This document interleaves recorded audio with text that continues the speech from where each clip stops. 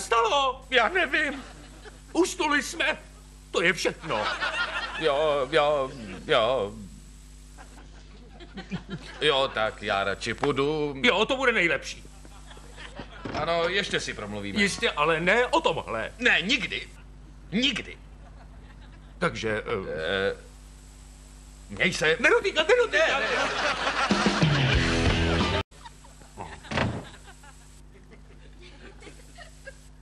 Čau. Jen ti vracím ty kazety. Jo, ty Rosy, hele, asi bychom si měli promluvit o tamto. Ne, neměli. Ano, měli. Poslyš, tak skvěle jsem si už dlouho nezdříml.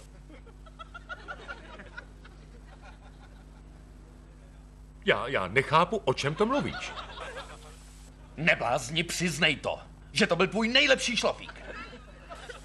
Zažil jsem i lepší. Dobrá, a kdy?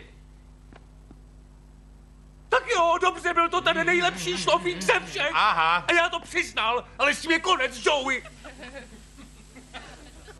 Chci to udělat znovu.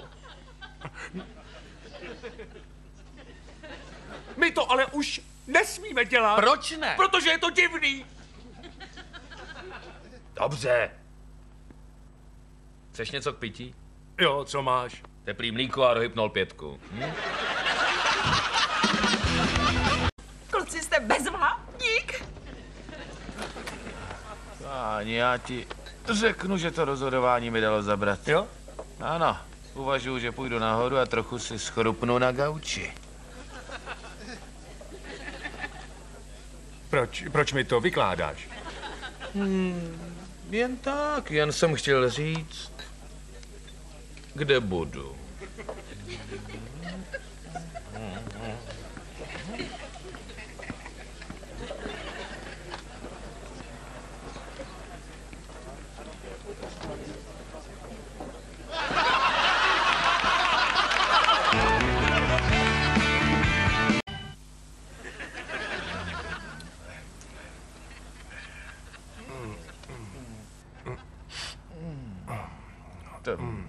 To jsme si schrupli. To teda jo.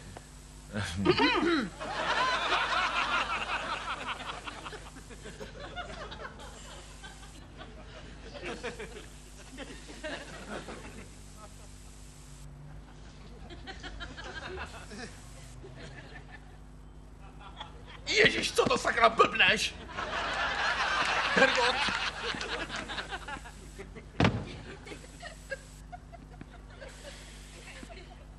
Promiň.